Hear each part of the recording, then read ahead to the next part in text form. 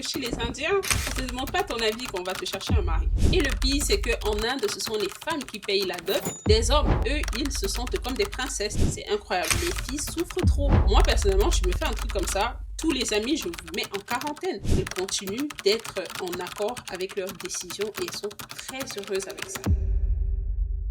Suis-je dramatique pour avoir humilié un homme et sa famille lorsqu'il m'a demandé en mariage? Hello mes bad people, on se retrouve aujourd'hui pour des histoires dramatiques de demande en mariage. Mais avant, assure-toi d'être abonné, de liker et j'espère que d'ici la fin de la vidéo, tu me laisseras un commentaire que je me ferai le plaisir de répondre. On entre dans le vif du sujet parce que moi j'ai hâte de savoir ce que vous en pensez et j'ai hâte de vous partager ces histoires. Suis-je dramatique pour avoir humilié un homme et toute sa famille lorsqu'il m'a demandé en mariage? Ok. Pourquoi l'humilier? C'était ton copain. Tu savais pas qu'il allait te demander en mariage, tu étais en couple avec lui et tu espérais quoi? Qu'il va jamais te demander en mariage? Trêve de commentaires, on entre dans le vif du sujet. J'ai 28 ans et je viens d'une famille indienne très traditionnelle. Oh là là, j'aurais dû lire cette phrase parce que chez les Indiens, on te demande pas ton avis qu'on va te chercher un mari. On fait appel au chaman du village, il regarde les étoiles et il regarde dans le village quel jeune homme coïncide le plus avec tes étoiles. Ces étoiles, on vous met en couple et les parents font un accord et toi tu acceptes tout simplement. Continuons. Je les ai quittés lorsque je suis venue aux États-Unis pour l'université car je savais que si j'acceptais leur aide pour payer mes études, ils me le reprocheraient plus tard. J'ai donc travaillé à temps partiel en plus de l'aide financière que je recevais. J'ai maintenu un contact très limité avec eux et je ne leur ai pas rendu visite avant mes 26 ans, lorsqu'ils m'ont contacté pour célébrer l'entrée à l'université de mon petit frère. Ces 2 dernières années, je les ai rendu visite 4 fois et à chaque fois, ils ont parlé de mariage, malgré le fait que j'ai été très claire, ça ne m'intéresse pas. Ils ont évoqué les enfants, le fait qu'il est difficile de trouver des hommes prêts à épouser des femmes plus âgées. J'ai répondu que ce n'était pas un problème car je ne veux pas d'enfants et je n'ai pas besoin ni envie qu'ils me trouvent quelqu'un. En janvier de cette année, je suis allée leur rendre visite et ils m'ont dit qu'ils avaient quelque chose de spécial pour moi que j'allais absolument adorer. Le lendemain de mon arrivée, ils ont annoncé qu'ils organisaient une fête de bienvenue. J'ai pensé qu'ils essayaient peut-être d'améliorer notre relation. Alors, je n'ai rien dit. Ils avaient invité beaucoup de monde et c'était clairement organisé à l'avance. Au bout d'une heure, mes parents m'ont présenté à un homme d'une trentaine d'années ainsi qu'à ses parents. Et là, sans prévenir, elle s'agenouille et sort une magnifique bague. J'étais à la fois choquée et furieuse contre mes parents qui essayaient encore de contrôler ma vie et de me mettre dans une situation pareille. J'ai dit non, mais ensuite, nos parents ont commencé à me pousser à bout et j'ai explosé. J'ai traité F, ses parents et mes parents de minables pour avoir essayé de me piéger. J'ai insulté leurs opinions, les qualifiant de misogynes et répugnants. Je leur ai dit d'aller se faire voir et je suis partie.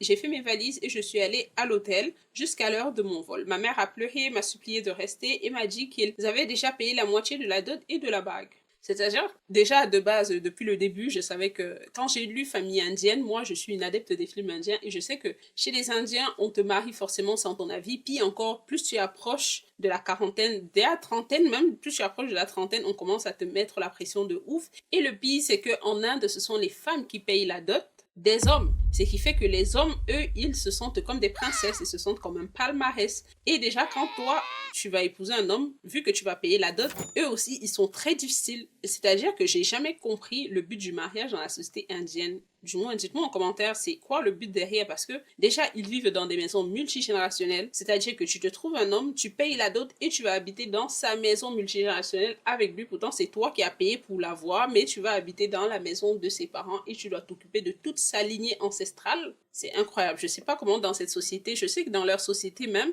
j'ai suivi dernièrement dans un reportage que tellement les femmes, lorsqu'elles sont enceintes des filles, elles mettent fin à leur grossesse parce que dans cette société, les filles souffrent trop. En Inde, les femmes souffrent trop. Et aussi, j'ai cru entendre dernièrement, actuellement en Inde, il y a plus d'hommes que de filles. Parce que vu qu'à chaque fois que les femmes sont enceintes des filles, elles mettent fin à leur grossesse, on se retrouve dans une société où il y a plus d'hommes que de filles. Et c'est comme ça aussi que le taux d'agression sexuelle a augmenté, ainsi de suite. Parce que tous les hommes ne se trouveront certainement pas une femme. Et beaucoup de femmes ne veulent même pas se marier parce qu'elles se disent que tant qu'à se marier pour payer la dot, mieux je reste seule. Et je comprends pas c'était quoi le but depuis le début lorsqu'ils ont mis des règles pareilles. Parce que là, leur société est juste en train d'aller, je sais pas trop où. Mais bon, j'ai cessé de répondre aux appels et messages de mes parents. J'en avais fini avec eux. Mes cousins et certains amis m'ont dit que j'avais été injuste et grossière envers F et sa famille, mais le problème c'est qu'ils étaient tous au courant, ils s'attendaient à ce que je dise oui, m'ont envoyé de nombreuses insultes quand j'ai refusé de reconsidérer, ils ont été humiliés et dans leur petit cercle fermé et étroit d'esprit, mes parents ont été mis à l'écart pour avoir élevé une fille, Ross.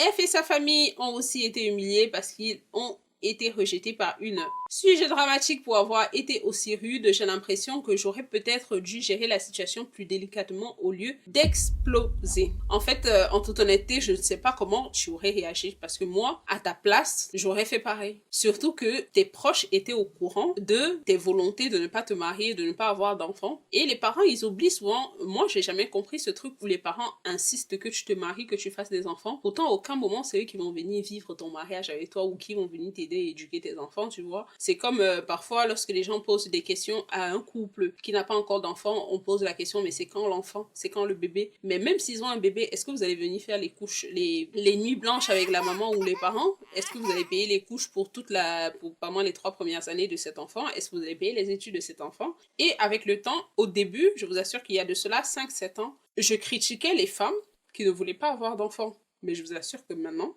les 3 dernières années, je comprends tellement la volonté de ne pas avoir d'enfants dans cette économie, dans cette mentalité, dans cet environnement, dans cette société, dans ce monde. Je comprends tellement les femmes qui veulent pas avoir d'enfants et surtout le fait que la vie est chère. Un enfant, ça coûte cher. C'est-à-dire que du moment que tu as mis un enfant au monde jusqu'à ta mort, il reste une responsabilité. Même s'il se marie, il continue à être une responsabilité parce que lorsqu'il a des problèmes dans son mariage, tu es obligé d'intervenir. Donc, une fois que tu as mis un enfant au monde, c'est ton fardeau jusqu'à ta tombe. Il n'y a pas que à l'âge adulte, tu es moins responsable de lui. C'est clair qu'il ne va plus te demander d'intervenir dans sa vie pour des choses journalières, mais ça empêche que tu interviens. C'est-à-dire que lorsque tu restes, tu as ce fardeau. Si jamais il lui arrive quelque chose, tu es toujours inquiète. Donc, en toute honnêteté, je comprends ceux qui veulent pas d'enfants, encore mieux ceux qui veulent pas de mariage, parce que dealer avec un homme, vous l'avez constaté sur cette chaîne, on partage souvent plein d'histoires de dramas d'amitié, de dramas de mariage, et tu te rends compte qu'en fait, tu te maries avec quelqu'un et après le mariage, il change complètement. Du coup, tu te dis, ah, j'étais mieux dans ma vie seule. So, je peux comprendre les gens qui veulent pas se marier, qui veulent pas d'enfants. C'est le cas de Hopi. Ses parents semblaient ne pas vouloir respecter ça. Ses amis non plus, parce que les amis étaient totalement au courant de ce qui allait se passer, c'est-à-dire qu'ils savaient qu'on allait la demander en mariage. La belle famille qui ne s'est pas posé la question de savoir c'était qui la femme qu'ils allaient épouser, parce que souvent aussi, d'après ce que j'ai vu dans les films indiens, je me limite uniquement de ce que je vois dans les films, la famille du gars, ils vont souvent faire une enquête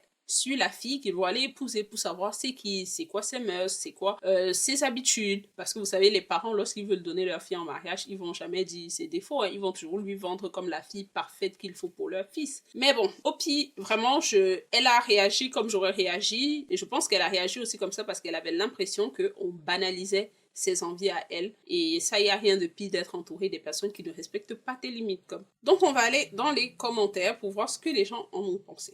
Ils méritaient vraiment d'être humiliés. Comment aucun d'entre eux n'a pu voir ça venir chez quelqu'un qui a toujours dit ne pas vouloir de mariage. Je me demande s'ils se sont dit elle ne trouve juste personne, comme si c'était une excuse valable pour arranger un mariage sans demander son avis. Vraiment, c'est vrai que parfois les gens blaguent sur les réseaux sociaux en disant que la période où les parents faisaient les mariages arrangés était mieux que maintenant, vu à quel point le date world est devenu compliqué, les relations et tout ça. Mais l'avantage, c'est que à cette époque-là, c'était ancré dans la mentalité des jeunes que c'est à ton parent de trouver le mariage. Maintenant, ce n'est plus ancré dans nos mentalités, nous les jeunes, que le parent doit trouver ton mari. Du coup, même si ton père ou ta mère se met candidat de te trouver un mari, même si on te trouve un mari conséquent, c'est-à-dire un gars qui est beau, qui te plaît, qui a tous les critères et tous les standards que tu recherches chez un gars, tu vas te dire non juste pour te dire non parce que ce sont les parents qui vous ont hook up toujours un peu. So, c'est tellement pas un truc qui se fait dans cette génération. C'est clair que dans certaines cultures, ça se fait encore. Et il y a même des amis, il y a des amis à moi, qui ont demandé à leurs parents, bah, voyez avec vos amis si vous n'avez pas des personnes, des enfants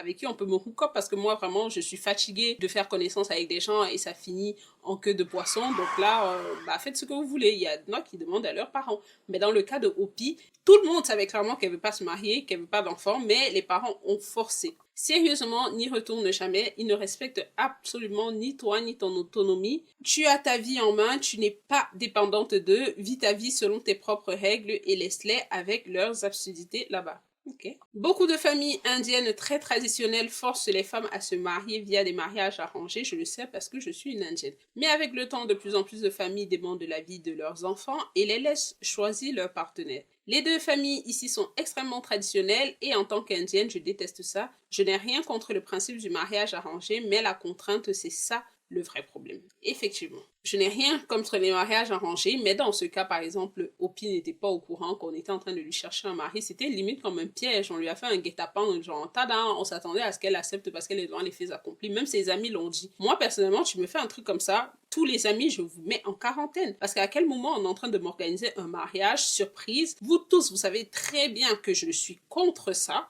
que je ne compte pas me marier, que je ne compte pas avoir des enfants, mais personne ne trouve logique de me dire que, bah, comme tu viens, sache que, et les parents qui sont allés verser la dot, tant pis pour eux. Alors, on a un update, mise à jour. Wow, je ne m'attendais pas à autant de réponses disant que je ne suis pas dramatique. Quand j'ai dit qu'ils étaient dans le coup, je voulais dire que mes parents leur avaient dit que je n'avais simplement pas encore rencontré le bon et que je finirais par changer d'avis. C'est pour ça qu'ils ont insisté. Mes parents s'attendaient à ce que je leur donne toutes mes économies, vive avec F et sa famille en Inde, fasse 3 enfants avec lui, fasse tout le travail domestique alors que je suis incapable de réussir un œuf poché. Concernant mes études, je leur ai annoncé mon départ 2 semaines avant et j'ai vécu chez une amie avec tous mes documents importants parce que je savais qu'ils feraient n'importe quoi pour m'empêcher de partir. Ils ont même appelé mon université pour dire que je ne viendrai pas. L'université m'a contacté et j'ai réglé la situation moi-même. C'est pour ça que j'ai coupé les ponts et refusé leur aide financière. À ceux qui m'ont conseillé de porter une fausse bague, je suis fiancée